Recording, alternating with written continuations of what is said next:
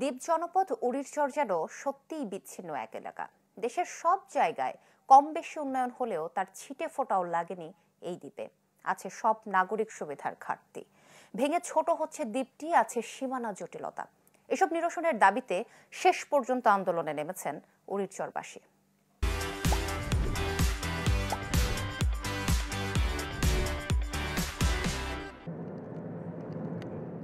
দ্বীপ উপজেলা সন্দ্বীপের আরেকটি ছোট দ্বীপ উড়িরচর। দুর্যোগ দুর্বিপাক সহ নানা কারণে আলোচিত এই দ্বীপের মানুষ যেন ভিন গ্রহের বাসিন্দা, দেশের নাগরিক হয়েও বঞ্চিত সব সুবিধা থেকে। তাই ক্ষুব্ধ মানুষের এই মানববন্ধন। স্থানীয় বাংলা বাজারে সোমবার দুপুরে সচেতন ছাত্র জনতার ব্যানারে এই কর্মসূচিতে যোগ দেন কয়েক হাজার মানুষ। তাদের সবার কণ্ঠেই ছিল ক্ষোভ আর বঞ্চনার কথা। অভিযোগ করেন, শিক্ষা, স্বাস্থ্য, যাতায়াত সহ কোনো সুবিধাই পান না এখানকার বাসিন্দারা। নাজুক অবস্থা রাস্তাঘাটের। দেশের সব জায়গায় উন্নয়নের ছোঁয়া লাগলেও তার ছিটে ফোঁটাও লাগেনি এই দ্বীপে। আমাদের এই 40,000 মানুষের এই জনপদে একটিও মাধ্যমিক বিদ্যালয় নেই। সরকারি মাধ্যমিক বিদ্যালয়ে একটি স্কুল আছে, সেটি হচ্ছে জুনিয়র পর্যন্ত। যেমন এটি আবার এমপিওভুক্তি না, সরকারি কোনো ফ্যাসিলিটি পায় না। ফলে প্রাইমারির পরে কিন্তু এখানে ছেলেপেলেরা আর পড়াশোনা করতে পারে না। সবার পক্ষে চট্টগ্রাম, সন্দ্বীপ, নোয়াখালী গিয়ে থাকা সম্ভব হয় না। তো এর কারণে প্রাইমারির পরে কিন্তু এরা ঝরে যায়, আর পড়াশোনা এরা কন্টিনিউ করতে পারে না।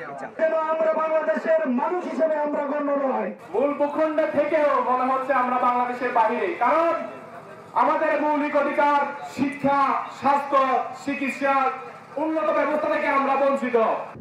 নানা সমস্যার জাঁতাকলে পিষ্ট এই দ্বীপ ভাঙনে ক্রমেই ছোট হচ্ছে। সাগর নদীতে প্রতিনিয়ত বিলীন হচ্ছে মানুষের বসত বাড়ে। অথচ ক্রস ড্যাম নির্মাণের দাবি বহুদিনের হলেও কোনো উদ্যোগই নেই সরকারের। আমার বাড়ির 3টা লড়াতে আমি এখন বাংলা বাজারে বসে আছি। 5টা লড়াতে আমার দোকান গেছে। 85 প্লাটে আমার 2 ভাই 1 বোন চলে গেছে।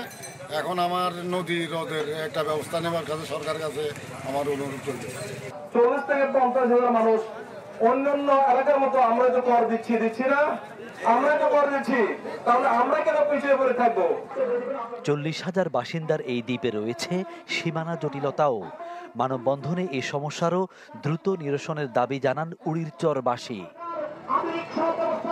ফখরুল ইসলাম, চ্যানেল 24, চট্টগ্রাম।